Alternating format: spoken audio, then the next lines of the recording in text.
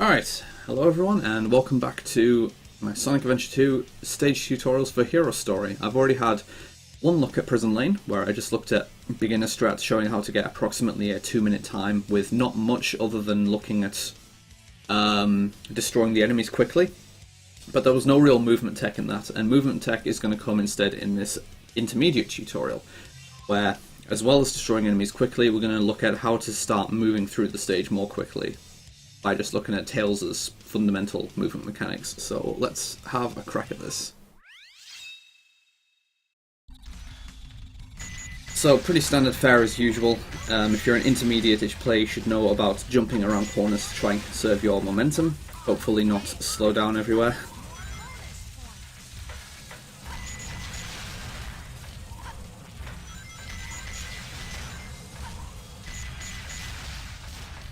Jumping up this elevator is, I mean, you want to go for it, but it can just be a little awkward because sometimes stuff like this can happen. And if you fail to make the jump and then get the wrong collision on the rail when you fall, it can just launch you to the side and kill you. But this is still worth going for, generally speaking. So for this little section here, I mean, the camera is always going to be in this position when you reach here, and then as you get towards these boxes, the camera tilts to the right. It's a little difficult to move with the camera appropriately and turn to the right without losing speed and shoot a box at the same time. I'll try and do that from a restart. Because ideally you want to be able to turn without losing the speed and shoot a box before you reach it so that you don't get slowed down by the box either.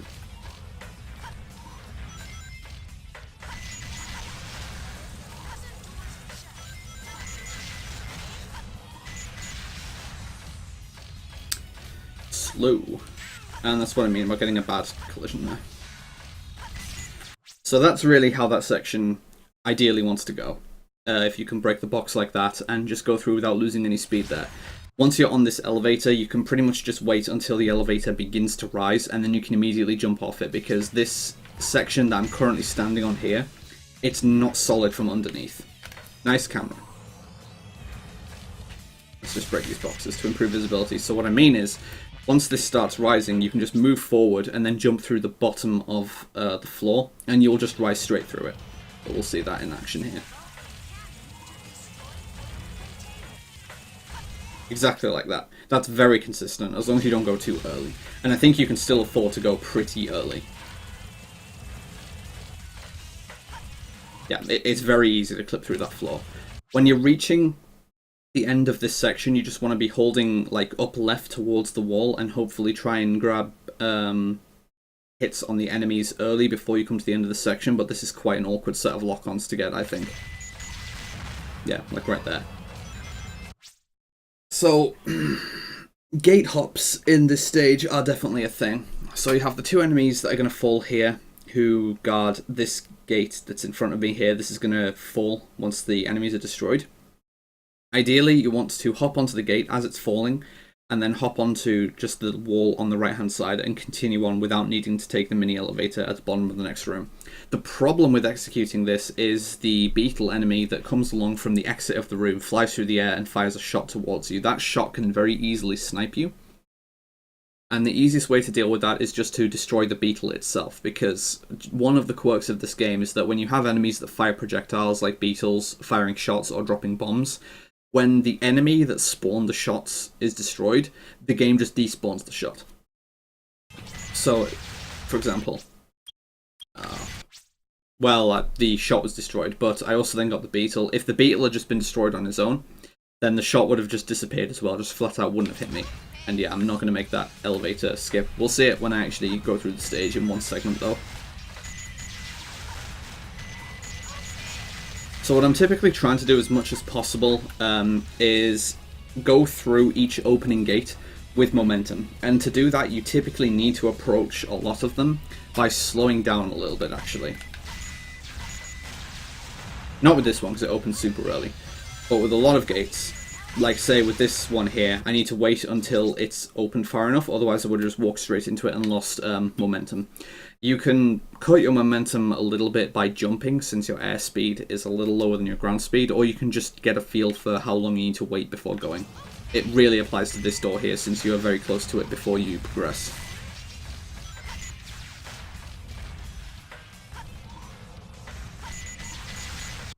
So with this section here, with this upcoming section I should say, I'm currently here, I'm shooting shots towards these two enemies. There's two wooden boxes here that basically affect the way that you're going to take the jump once you get there. So like there's two wooden boxes here, and once these gates are open, I'm going to progress through the left, I'm going to go down here, and I'm going to turn right so that I'm taking the straightaway, and then there is a jump so that I can get on top of the next floor here. And these two wooden boxes, like I say, are right here. And how you take that jump is basically influenced by if the wooden boxes are there. So if I unpause right now... Okay, so they're currently here. I talk about whether they're there or not because with me firing in the direction of those enemies, you're also firing Vulcan shots. And you can very easily end up destroying the boxes. Like you can see that my shot sailed straight over the box there and came very close to it. It's possible to destroy the boxes. So when you're in this area and you're shooting towards the enemies, it's quite important to try and listen out for if you hear the sound of breaking wooden boxes. Because, like I say, it matters whether they're there or not.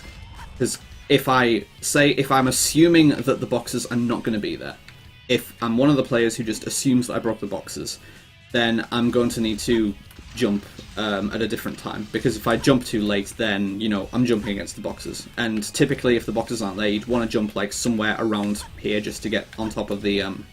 this next platform, but if you jump too close to the boxes, then that's not really going to work. Conversely, if you expect the boxes to be here and you're someone who expects to do a little jump like that, that's what I tend to do. So let's start from around the corner again. So turning the corner, I'm expecting the boxes to be there because, like, from the speed that the direction change there comes with the camera, you can't really see whether the boxes are there before you actually visually get there. So you really need to know what the status is. And I just expect to be able to jump. But the problem is that if the boxes aren't there, let's destroy them. Obviously, do a short jump to get on top of them, you're just going to land here. They're not going to be there. But if you get the wrong sort of collision when you land, and if you land in the wrong spot, it's actually possible to fit through this small gap and actually take a death. Like, I'm going for it, but I'm probably not going to accidentally hit it.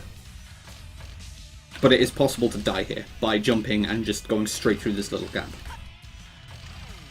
I'm not getting it, but believe me, it has happened to multiple people before and it is a legitimate risk.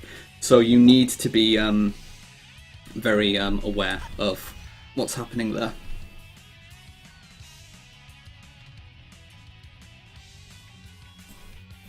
So, assuming you got through there in one piece, this section is a little different from how it would be in a run because I'm just going to take a death actually to reset the enemy positions.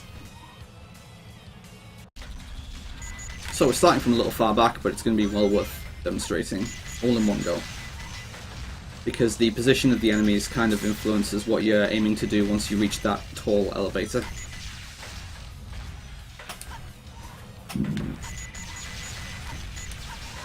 Okay, so the boxes are there. I didn't hear wooden breaking, so jump. Once you reach this elevator, you just want to stop. Don't be too far forward. It's going to start rising, and you can probably have seen there that an enemy spawned. There's currently a couple of enemies coming towards me. They're just going to fly up here. And pretty much as soon as I see the enemy up here, I'm going to start holding forward, and I'm just going to jump on top of this next platform here. And again, as soon as I land on the platform, I'm going to jump again, because at pretty much exactly that moment, this enemy that's going to be to the right of me is going to fire a shot, and if I don't jump, it's going to hit me fairly easily. I'll not do the second jump and show that you're going to get hit by the second shot fairly easily. Well, I was apparently far enough forward to not get hit by it, but you saw how close it came to you, so it is generally advisable to do a jump to try and avoid that enemy from hitting you. So the early shot that you can get against the second enemy that guards the next lock gate here is very awkward, for lack of a better term.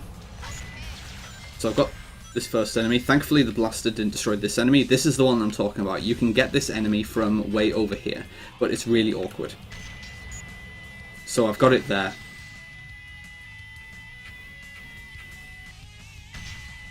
But it's easy to be aiming around here, and you can see I'm just not getting the enemy, even though I'm waving the laser back and forth.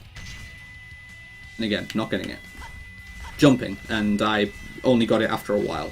So since you're only spending a very short time in this area, just doing this pretty much, you don't have very much time to get that enemy. I tend to have a good feel for the position of where to get it, but it is a very, very finicky shot to get.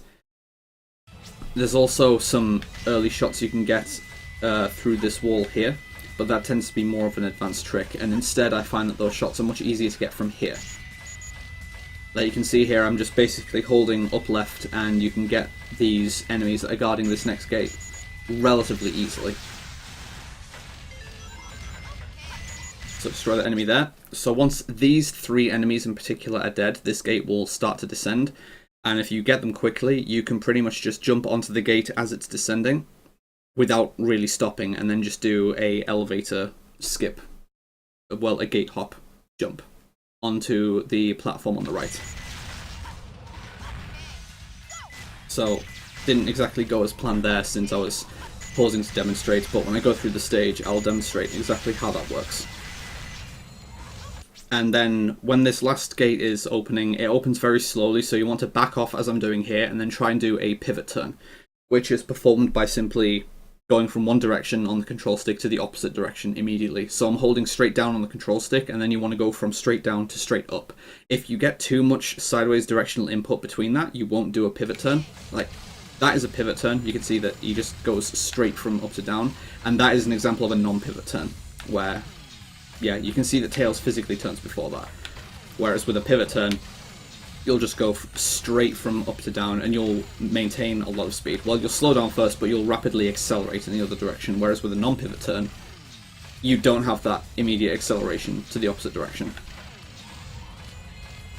So hopefully, a fairly clean prison lane, which gets not a lot wrong, and gets gate hops and jumps around a lot of corners, will pretty easily get under 145. So let's try and put that all together in one segment.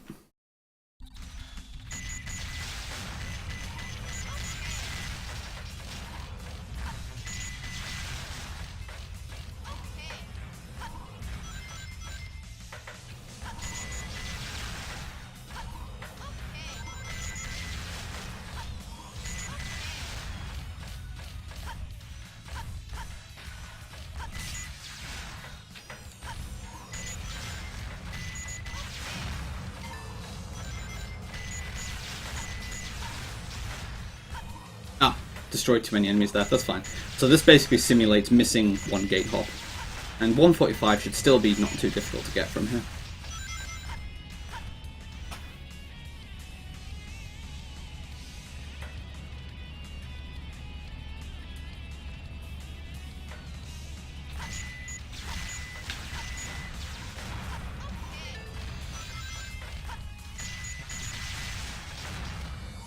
So losing speed on a couple of gates, but it's nothing major.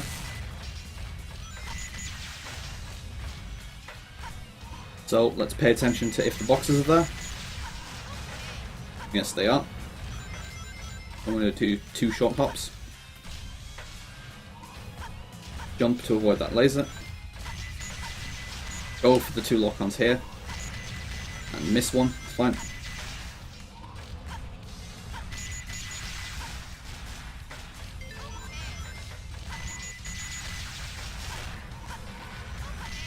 So we've got 1 gate hop. And we are coming out with pretty much just under 145, as I said. With okay-ish movement everywhere. And missing a couple of semi-important things, but generally just getting through the stage fairly smoothly with not too many interruptions. And getting most of the enemies early. Missing a couple of early gates gets me a pretty comfortable 144. So again, with these like intermediate strats, you should be pretty comfortably looking at a 145, as long as you're not making significant mistakes everywhere. So hopefully this has been informative, and if you've got like any questions, anything you don't really understand about this tutorial or anything you want to know, just feel free to leave a comment or grab me on Discord. I'm happy to just answer any questions, help anyone out with this, and I hope this was informative to you, and I will see you guys later.